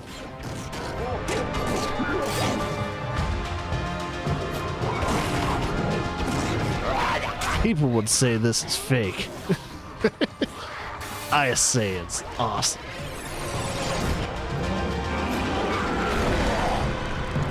You know what? Yeah, very high potential of actually really enjoying this game. PC and Nintendo Switch. Oh, it's a Devolver Digital published game. No wonder I like it.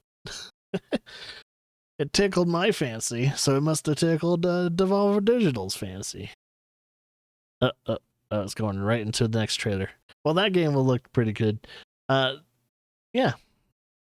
This is the next game. It's another Switch game. Or game coming out for a Switch. So, here you go. Yeah, but that game, I'll keep an eye. Oh, Annapurna. Do you mind if I sit here while I wait for my coffee? Oh, yeah, go ahead, knock yourself out. I'm Kenzie, by the way. I'm Michael. First person puzzle game. I do like those games. You might scare me away. Well, I think I know your face, your smile, the beat of your heart against mine. I don't want this to end. Me neither. Mind-bending and heart-wrenching puzzle game. So another puzzle game that has a deep story. So Don't do this. I know we this is the second game today that we've seen. It's a puzzle game. Deep story. Together. Right? Is it supposed to be this difficult? It shouldn't. If you're having to work insanely hard to keep a relationship together, you might want to take a step back and think about it. Laura and I, surprisingly enough, we're married. We've been married for quite some time. We've known each other for over 10 years. We have a kid now. And surprisingly enough, in the 10 years span time, we have never had to work so fucking hard to keep our relationship going, keep it like colorful and lively and, entertained, and just, to love each other. We never lost love of each other or anything like that for the past 10 years. So here's the thing too. And then it's like, maybe some people have to work hard to keep the relationship together because they love each other so much, and maybe it's worth that work. But as a person like me, if you're with someone and you're having to work day and night to fucking keep that relationship together, it's not worth it. You're gonna die very young. You're probably gonna die in your 30s or even your 40s because you're so stressed out that you're gonna lose this person. Is like, dude, move on. Just move on. Drop that bitch. But yeah, that's my spiel. Moving on to the next game, however, is a game called Breeze in the Clouds. And it's an official trailer, as usual. This looks wholesome. It's a fighting / beat 'em up game. You play as this, looks like a corgi. I love the art style. It looks cute. This is going to be Claire's first beat 'em up game. This would be the perfect game for her to start when she grows up a little bit more. Introduce her to something like this. It looks very intricate combat-wise. It actually looks like it has a sustainable combat feature.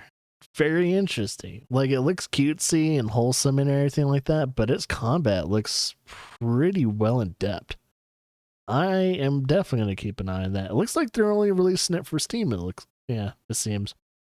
Either way, though, keep an eye on that one. Very cool art style, very clean, really clean combat too. Yeah, I'm down for that. Another clean looking game. And I really hope I don't have to say this too many times. #Blood.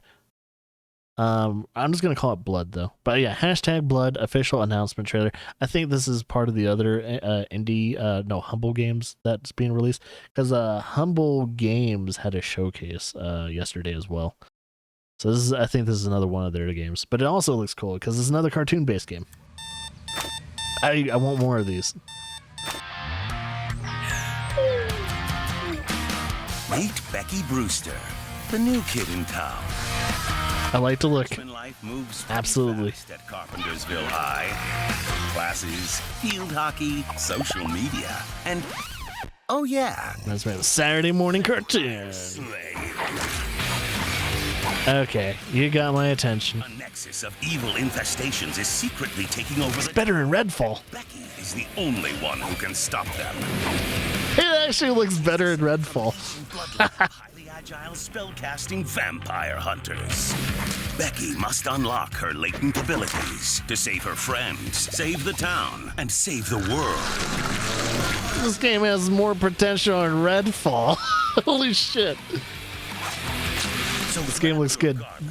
And sharpen your pencils, because there will be blood. #Blood. Evil has a new curfew. Even though it has kind of a stupid name, #Blood. Let's be honest. It looks pretty fucking cool. It looks so good. And at the same time, it looks like it's gonna have like really good humor. There's a Rat King, as you can guys see there. There's gonna be a lot of cool things about this game. It's like if you wanted a cartoon, different universe of like, I don't know, Buffy the Vampire Slayer, but cartoon, Saturday morning cartoon with humor of Devolver Digital or something like that. But it's a Humble game. So it's another, like, the Humble games are that publisher, also the same people that do Humble Bundle. They're publishing some pretty decent looking games so far. Even though, here's a nice little friendly reminder for you guys. You know who owns Humble Bundle, right? IGN. So if you're going to get reviews for these games, do not ever read their reviews for their own games, because that's stupid. That's called biases. And we don't want any bias stuff going on, especially during a review. So yeah, moving on. I don't know if this is another Humble game, but this is called Stray Gods, the role-playing musical. And it's an official trailer. A role-playing musical? I thought you'd be... What the... Calliope? I'm so sorry. Lead writer of Dragon Age. You're lost now. You've been given powers you don't understand. Yeah, interactive role-playing musical. You have one... I haven't heard of that. What do I do? Start singing. Demon. Sorry you had to be here for this. I'm in the dark too as you're hearing this. But someone is dead and I'm losing my head. Like the goat said, this is my time to shine. It's not a simple matter to kill an idol. You want answers? Fight for them. How could you throw that gauntlet at me? Could your heart shrivel any further? You abandoned me to a terrible fate. This is not about you. Enough! True magic is a different and older power. Ready to face the music? Only you can decide. Lost in a moment, lost in a song. Laura Bailey, Troy, what? Look at this lineup. Holy shit. All right. So before I say anything, and I'm going to let the trailer roll and all that, that's a fucking lineup. Laura Bailey, Troy Baker, Mary Elizabeth, holy shit.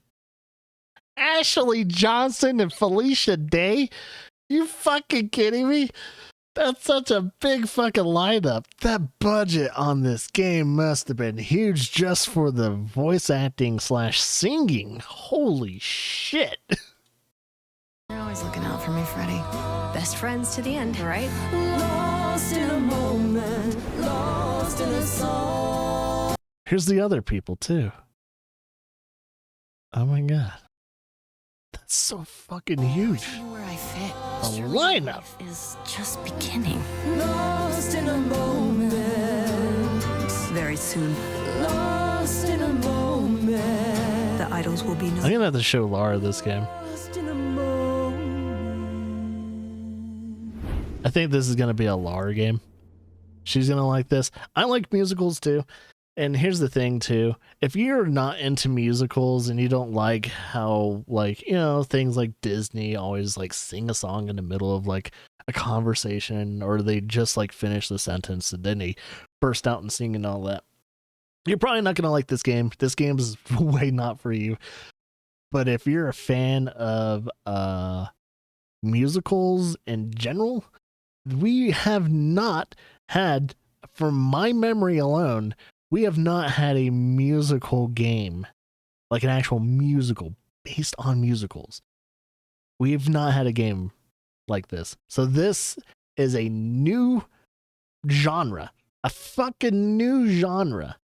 And if this does well, due to the fact they hired a lot of really good voice actors, Laura Bailey, fucking Ashley Johnson, and everything else like that. 2 people. They already have 2 people from Critical Role. It's gonna be, if anything, I'm going to 100% play it just for that shit. But I also like the concept of an actual new genre being born because of this game. It's going to be out August 3rd, 2023. I am making a fucking note. That's so cool. That actually got me excited because I was like, it's like, okay, could be good, could be bad. I don't know. Just depends on when it comes out. Then I saw the lineup. It's like, oh, the voice acting is going to be really fucking good. And the singing, because we already know that Troy Baker can sing his fucking heart out. He's actually a really good singer. And yeah, as well as say, Ashley Johnson can sing really good as well.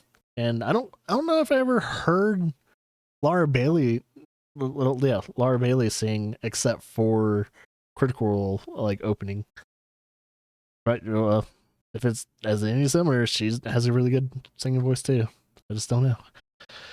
But yeah, Stray Gods, very high potential. I will look forward to that one. The next one is the case of the idol. The gold idol. Sorry to butcher your name. I'm a little tongue-tied after this. The case of the Golden Idol official trailer. See if this game's any good. Nintendo Switch. Already has reviews out. Looks like it's done well. This is a launch trailer, right? Or release date trailer, okay. It has reviews though. Oh, is it like one of those point and clicks? It's another point and click for Nintendo Switch. That's the second point and click this week. I like the art style. Has that old 90s look to it. Really unique art style though. I dig it. That's actually, compared to the other point and click, this is a point and click that actually got my attention more. And as I say, if I'm going to choose one or the other, the case of the Golden Idol is going to be that game that I would probably want to buy more than the other one. So 25th, May 25th, yeah, about, what is that? Yeah, another fucking 6 days. So I think it's going to release on the same day that other point and click adventure comes out. Ooh, that's not good. Well, looks like I want to see. I would actually like to see who does better. I have a feeling it's the case of the Golden Idol, but I might be wrong. Next game on the list is Homebody official gameplay trailer. Here we go. Oh, Aaron Hansen. I don't know the other guy looks familiar. I just don't remember his name. All right. Oh, sorry. My name Are they in the game? and I'm a game maker. Oh, he's a developer. I've seen him before though. The rest of my life, I made a game called Homebody. It's a little scary, but I think you're gonna like. Is Aaron in the game?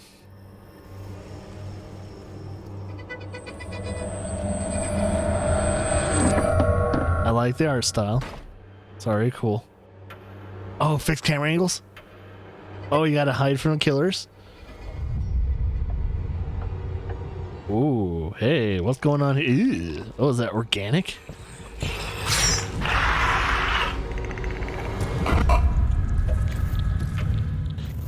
Yo, wait a minute. This comes out next month. Is it? Yeah, it's next month is it's next month. Early next month. On all. So wait a minute. They showed Aaron Hansen with the developer of the game. Is he doing voice work for them? Did he do some of the artwork? He doesn't really do 3D art from what I remember though. He specializes in 2D art. So what did Aaron Hansen do? Or is this he's just a hype man? Is Aaron Hansen just a hype man for Homebody? I gotta read into this one, but it looks good. It looks very interesting. Homebody, huh? I'm gonna have to look into that. It's got my attention. I'm gonna keep an eye on it. But yeah, moving on, and moving on. I was about to talk about some other stuff, but no, moving on. Greed what the fuck is this name? Greed Ventory? Official launch trailer. We're starting to run out of ideas for names real quickly when it comes to games. Oh no. Heroes fighting Greed Ventory. saving the world. That's a good one. Find clever ways to defend and attack. Bring the pain to their doorsteps. Holy shit. It was Outwit your enemy. very visceral. Turn the tide of battle. Meet foes. Meet friends. Meet fodder for your own ends.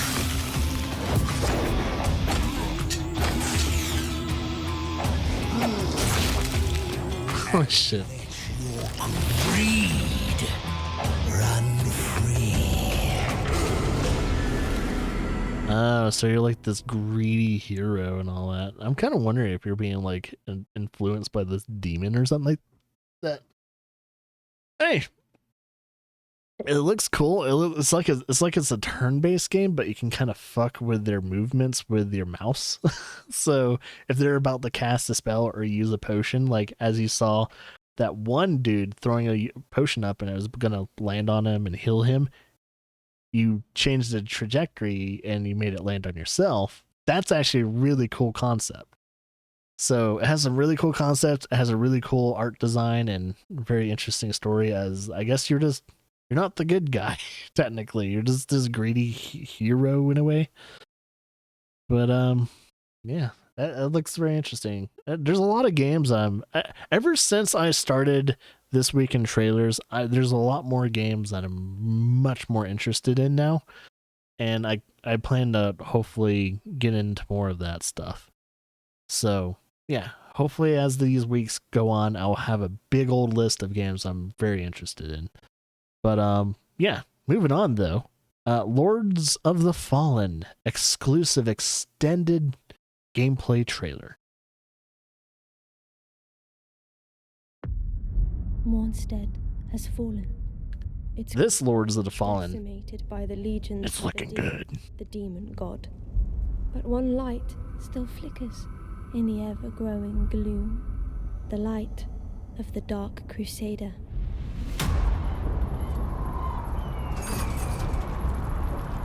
That is a tall motherfucker.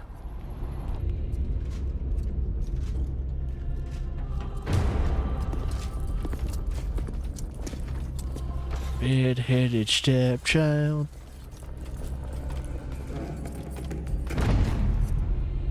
The radiance of Mornstead withers.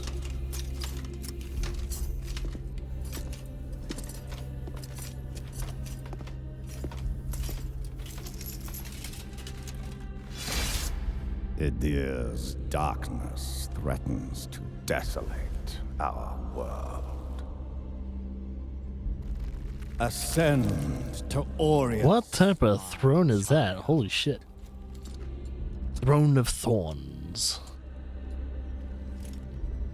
As his holy redeemer.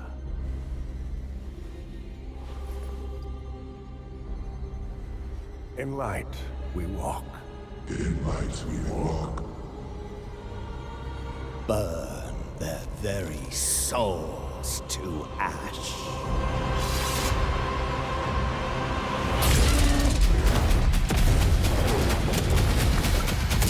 Oh, crazy looking design on that creature. Your Arm coming out of the mouth. Sacrosanct with the mark of the Dark Crusaders. I am a man who walks alone, and when I'm walking a dark road at night or strolling through the Oh, those mountains look like hands coming out. Fingers. Great potential dwells within you, doubtless, for you to be chosen thusly. fear of the dark. Fear of the dark. Yeah, this game has so much more potential than its fucking predecessor, that's for sure. This actually might be a Souls game, a Souls-like game that I would actually play. Prove yourself worthy of this gift.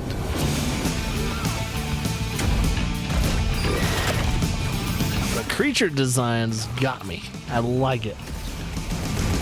By your radiance, grant me the strength to continue to endure these dark days.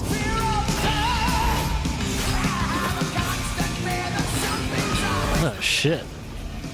Relinquish the lamp and your suffering ends. Dude, I love the design of these creatures, man. The enemies and all that. I really hope the gameplay is good. Unfortunate made a slave to unceasing hunger. I pity you.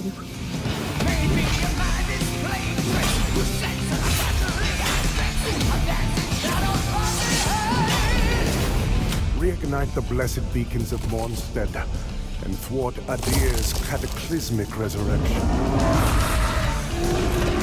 Oh, he looks frightening.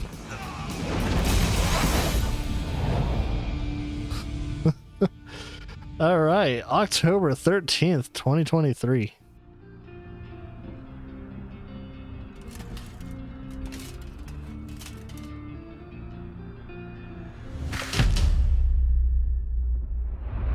World exclusive.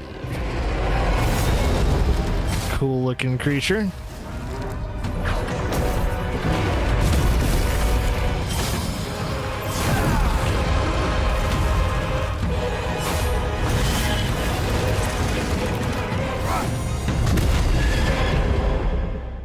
Huh.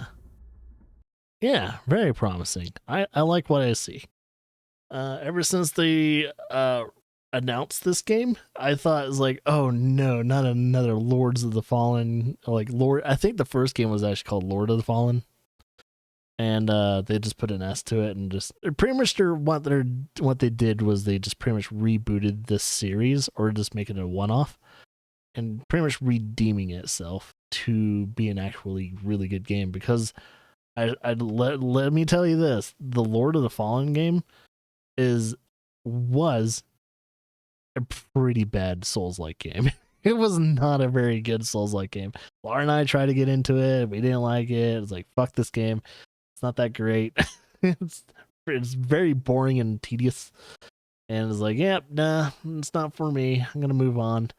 And we did. We started enjoying other better Souls-like games, you know, from FromSoft and all that. And even ones not from FromSoft. So, yeah, this one looks to be one of those very few and far between Souls-like games that I'm probably going to play and actually be excited about, mainly because of the art direction and combat looks very solid. Combat has to be very solid for me to like these games, because the combat's not good. Oh, I'm not going to be playing it for long, that's for sure. But I think this may be the last trailer for today. Who knows? I'll find out. But yeah, it's the Lego game. Lego 2K Drive official launch trailer. Yes, this is being published by 2K Interactive. So it's going to be interesting. I don't know how I feel about it. And that's why I wanted to watch the trailer. I just don't know how I feel about 2K. So and how it's done. Boom! Yep, it's the last one. Was awesome! Weaving in and out of the great stone monuments, surging along the dazzling waterways, and tearing up the town with friendly competition. You're on fire, Hotshot! Dang it!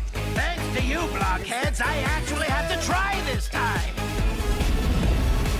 Oh, I'm going to smash you good for no apparent reason. You really think you can beat me? Silky smooth. The claws are coming out. Meow. I've got horsepower. Giddy up. Come on, Hotshot. Let's get back out there and show the world what you can really do.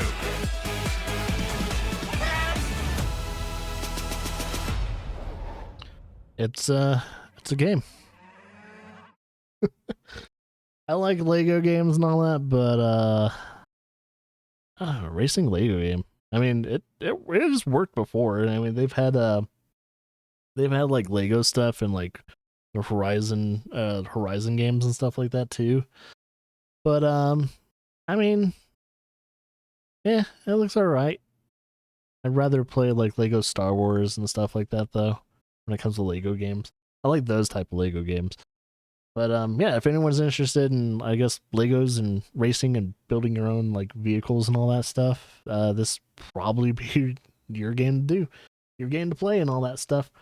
But yeah, that is it. Excuse me. That's it when it comes to this week in trailers and stuff like that as well. Yeah, I think Starship Troopers trailer and all that was really good. It has high potential. Even though in the trailer you can see that it has optimization issues and all that. Hey, if there's at least any type of fun Starship Trooper game, I want to play it. But yeah, we have a bunch of other stuff and all that too to look forward to, like Mortal Kombat 1. They're rebooting the Mortal Kombat series, which is very interesting. But yeah, if you guys want to watch any of those trailers, for those who just joined and everything like that, that will be up sometime later today, as once we are done with today's stream. So that was This Week in Trailers, and we're moving on.